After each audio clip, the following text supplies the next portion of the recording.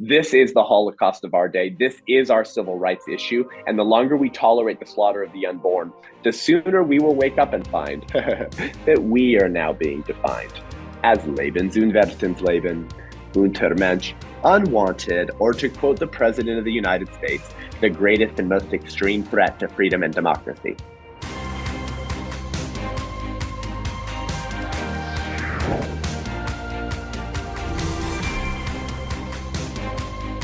Welcome, everybody, to Conversations That Matter. I'm your host, Alex Newman. A very special guest joining us today. His name is Seth Gruber. He is the founder of the White Rose Resistance, and what they do is not so much fight Nazis per se anymore, but they now try to protect the unborn, who, of course, are being dehumanized and killed in massive numbers all across America and beyond.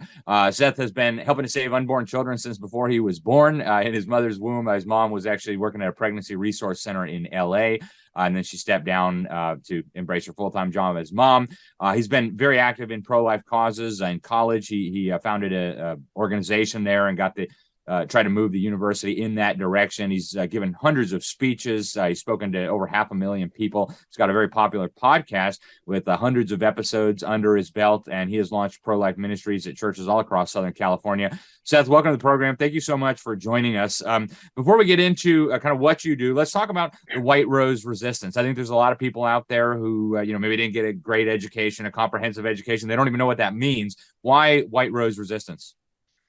Yeah, well, Alex, thank you for having me on. It's good to meet you in person at CNP earlier this month, and we'll be at a conference together at the end of March. So you made a funny comment earlier. We're not so much fighting Nazis today as much as trying to save the preborn, but in a sort of real way, we kind of are.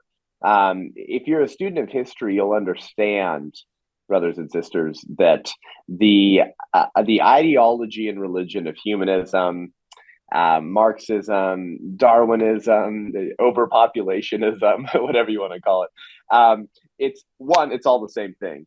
And two, it goes back a long, long way. And we're just living through kind of the new iterations of eugenics and humanism and those high pontiffs of humanism who believe themselves to be God and can decide who gets to live and who gets to die. So listen, it was the Jews then, it's preborn babies today.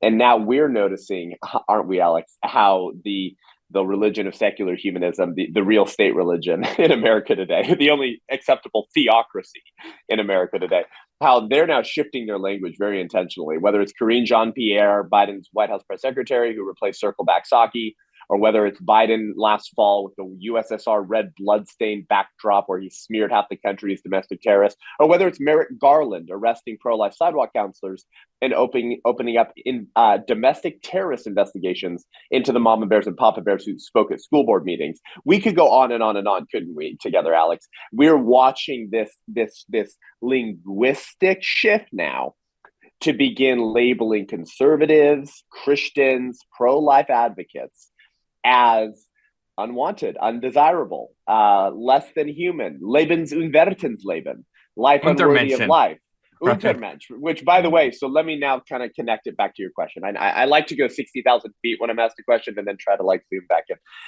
Right, Untermensch, absolutely, Alex. So the title of Heinrich Himmler's famous propaganda book.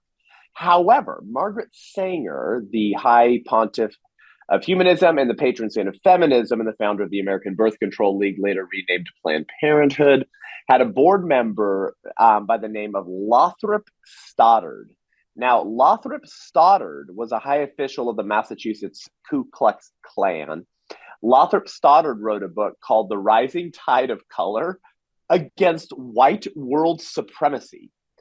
Lothrop Stoddard wrote another book, Alex, called the Menace of the Underman, the Menace of the Underman, referring to people he deemed unfit to live, right? Blacks, Jews, Slavs, whatever, the mentally and physically unfit.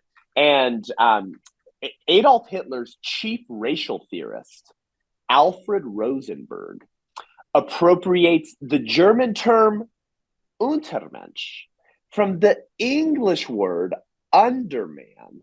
Guys, the Nazis got the term Untermensch from the English version of Margaret Sanger's board member's book. So one of the board members of Planned Parenthood gave the Nazis the German word subhuman, Untermensch, used to describe the Jews. So in a very real way, we actually are still fighting Nazis. They're far more clever and sinister and effective, and are blinded Americans to their true eugenics motivations. And so you had some young 20 somethings in not 1942 and 1943 Germany begin developing Christian resistance and activism against Hitler and the Nazis, and they called themselves the White Rose Resistance. And so in 1942, a young 21-year-old named Sophie Scholl, Alex, picks up this thing she sees on the sidewalk, and it says Leaflets of the White Rose. And she starts reading it, and it's condemning the crimes of the Nazis. It's asking good people to wake up. They said things like, if you know, why do you not act? It's so simple. And she reads this, Alex, and she's thinking, this sounds a lot like my brother. He talks like this a lot. Well, come to find out, not only had the White Rose been co-founded, but it was being run by none other than her older brother, Hans. So she becomes the youngest member and the only female member of the White Rose Resistance in that Munich chapter, although their courage spawned other chapters across Germany. So they stay up all night writing, printing, and distributing illegal anti-Nazi leaflets all around major German cities, taking trains in the middle of the night, dropping these things off. And the Nazis, they hated this. Hitler hated this. And so in 1943, they took things to the next level. And we actually just had the 80th anniversary of this, Alex. We did a whole big thing on my social media. On February 18th, 1943, 80 years ago, Hans and Sophie, brother and sister, walk onto the campus at the University of Munich. And while class is in session and the halls are quiet, they begin to drop off piles of their illegal leaflets all across the university. And then in this final iconic act, 21-year-old Sophie walks to the third floor balcony, and she tosses an entire stack of leaflets down to the atrium below. Well, the janitor, a committed Nazi, catches Hans and Sophie in the act, calls the Gestapo, has them arrested on February 18th, 1943. They spend 4 days in jail, and on February 22nd, 1943, 5 days ago, 80 years ago, they're taken to the guillotine and they have their heads chopped off.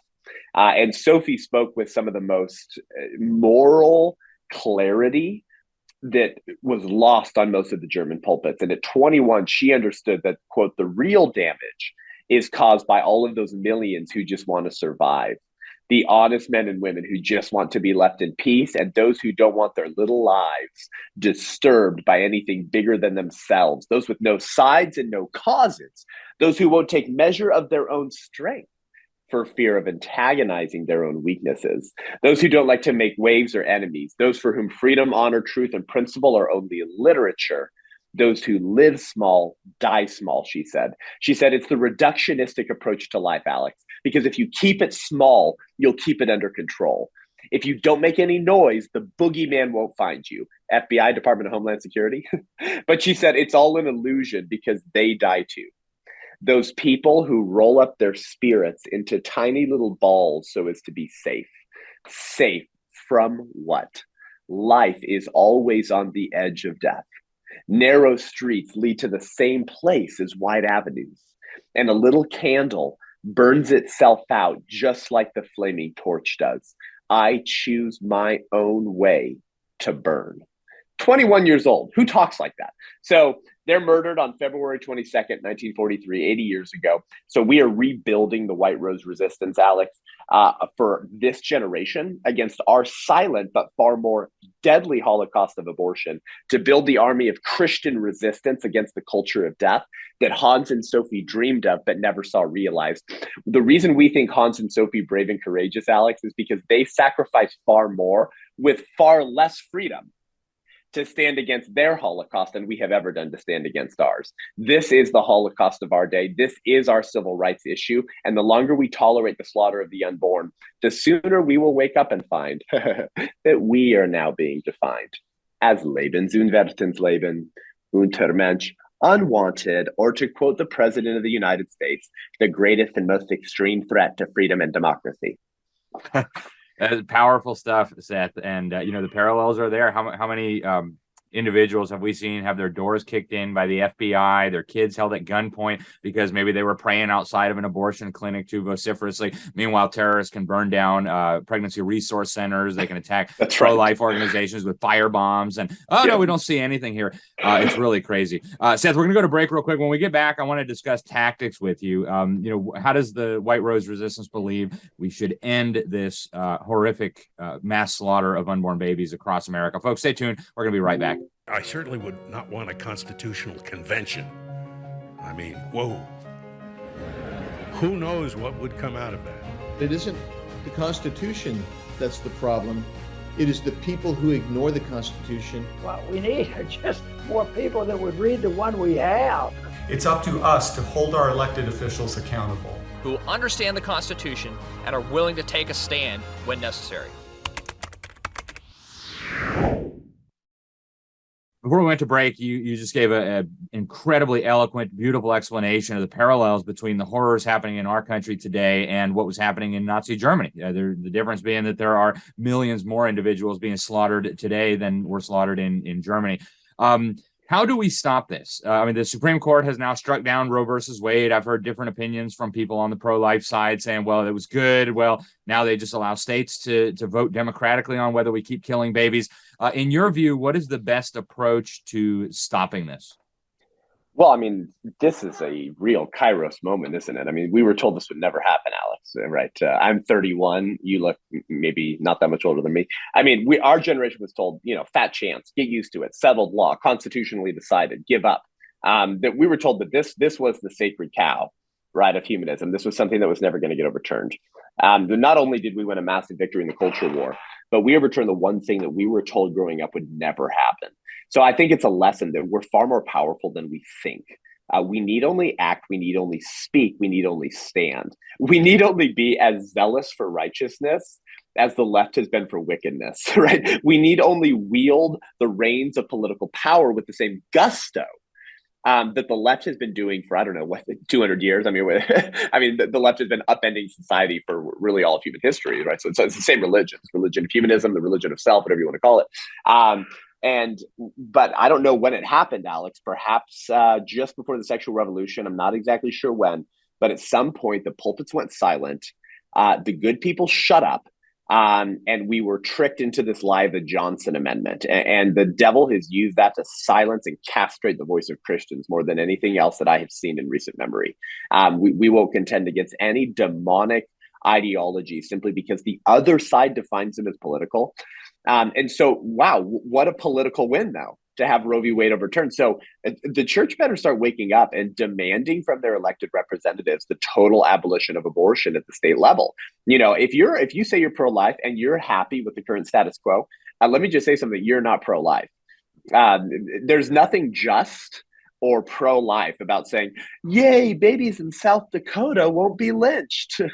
And so they'll just all go to California or New York or Washington or Oregon or Maine or wherever it is. And so this is a real significant moment. And the left knows this as well, Alex, which is why they're pushing the abortion pill like we have never seen them push it before, because cheap to manufacture, sell at high margins, no brick and mortar abortion centers, don't have to pay your abortion staff, don't have to pay the third party vendors that come and take away the mutilated aborted children, because you can use the American sewage system as your abortion disposal system.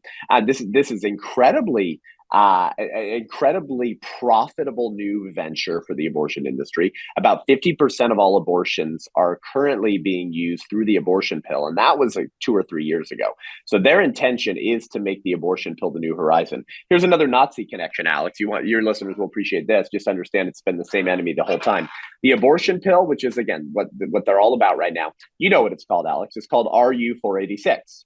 RU 486. Okay, what does RU stand for? Well, it refers to the name of the company that originally manufactured the abortion pill, Roussel Uclof, Roussel Uclof. Okay, now Roussel Uclof has a majority shareholder.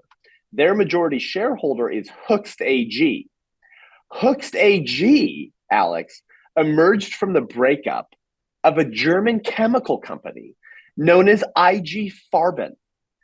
The German chemical company infamous for creating a cyanide gas known as Zyklon B.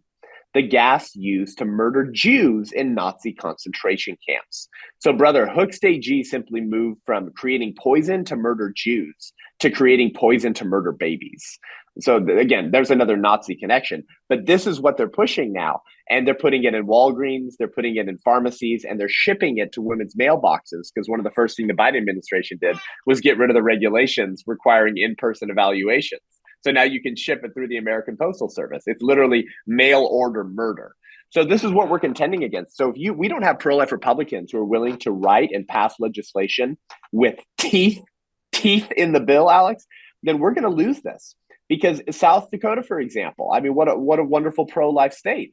Unless they pass legislation with teeth that goes after the people shipping the abortion pills into their state, then as long as you're under 10 weeks gestation, in a pro-life state that has banned abortion, you as a young woman can simply jump on a pill mill website, order them. They usually get sent from India, and they arrive in the mailbox of where you reside in a pro-life state. So yes, these pro-life laws are saving babies. Of course they are. They're saving many babies who would have been killed through surgical abortion otherwise. But if it's at an early enough stage, they just ship the abortion pills right into the pro-life state. So what's the strategy here? Well, one of the goals of the White Rose Resistance is to educate the public and inspire a movement in the church. If you're a student of history, whether you're a Christian or not, if you're listening, if you're a student of history, you understand that Western civilization is Judeo-Christian civilization. So most of the people who say, hey, ho, ho, Western civ has got to go, most of those people who say they hate Christianity wouldn't want to live in an America without Christianity. Humanism is not progressive. It's very regressive. The ideas being pushed by the left and proposed by the left right now, Alex, are nothing new. They're actually more ancient than the ideas of our revolutionary founding fathers. There's nothing progressive about progressivism. As C.S. Lewis says, we all want progress, but if you're on the wrong road, progress means doing an about turn and walking back to the right road. In that case, the man who turns back soonest is the most progressive. So the people realizing the rotten promises of humanism and leftism and progressivism and are turning around to find their way back to human flourishing, they are actually the progressives. But again, welcome to the linguistic gymnastics of leftism. So we have to understand these ideas being proposed, they're not progressive. They're very ancient. Child killing, child sacrifice goes back to the first generations immediately following Adam and Eve, okay? To the sun gods, the weather gods, the sex gods, the crop gods to receive a blessing. And we sacrifice our babies to the pagan gods of education, money, and career well-being. But it's still demon worship. And Tezcatlipoca, the Aztec sun god, is not going to smile on Elizabeth Warren and Bernie Sanders for sacrificing up our children. She's going to demand more bloodshed. And before she burns up the earth. So give me your babies, overpopulation, you're harming the environment. I mean, all of the weird talking points of the left, they're so ancient and old. And so we have to understand the kind of beast that we're actually contending against. And so we tell these stories, we explain where these ideas come from to mobilize and awaken the church. Because if the church realizes that the culture war and the political warfare, it was always a proxy war for a deeper spiritual war, then maybe we can wake up the bride of Christ, the sleeping lion in America, the most powerful organism for change that built this country, that brought us the idea of human equality and the Imago Dei and natural rights. If we can wake up the bride of Christ again to realize that when you refuse to engage in the culture wars and when you refuse to engage in politics, you are actually refusing to engage against spiritual principalities in the high places that masqueraded as politics to keep the politically impotent pastor silent. We need more Pastor Rob McCoys, more Pastor Jack Hibbs to lead the church back into standing for righteousness in the public square, to love our neighbors who are the victims of legislation and the victims of ideologies and the victims of bad laws, to give God a reason to show America mercy. In the Psalms, it talks about how because God's people were sacrificing their sons and daughters to demons, Alex, it says he gave them over to be ruled by those who hate them. We are being ruled by people who hate the church right now in America. And I don't think it's beyond the pale to suggest that it's because we have also been sacrificing our sons and daughters to demons. The land is desecrated with blood. And now we're watching the victimization of children become the norm. It's becoming acceptable in our political discourse. So it shouldn't surprise you guys that Planned Parenthood is one of the biggest providers of puberty blockers and cross-sex hormones, right? Transgenderism is the next iteration of destroying children. And if we can't stand for our own children simply because the ideas targeting them are political, then to quote Abraham Lincoln, we've lost the genius of our own independence and will be a sucker for the first would-be tyrant with his utopian promises that rises amongst us. We need to return to the ideas of self-government, the idea of stewardship and exercising dominion, to be as passionate for the truth as the left has been for wickedness. From a 60,000-foot view, when you look at all the laws and you recognize the madness, it's the church that is going to decide whether we descend back into the despotic chapters of human history, or if we have what Abraham Lincoln called a new birth of freedom. Absolutely beautifully stated, Seth. How would people get involved? Obviously, they can go to your website. How do people follow you? How do people listen to your podcast? And how do people get involved with the White Rose Resistance? Yeah, thank you, Alex. So we're raising up a team right now. We're hiring quickly, but the goal, of course, being is mobilizing godly men and women at the local level to push back, to take action, to do something, and to provide the training and mobilization and lanes for people to jump into at their local level to push back. Number one response I get at church is, Seth, what do I do? Right? We want to be able to mobilize people in a real way. I listen, I'm on board with everything you're doing, Alex.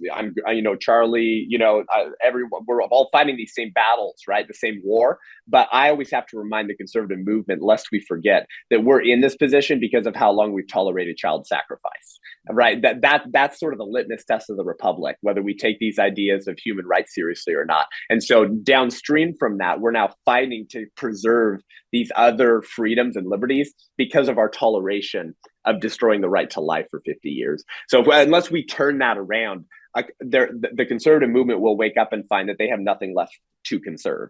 So if you want to get on board with that, go to thewhiterose.life, www.thewhiterose.life.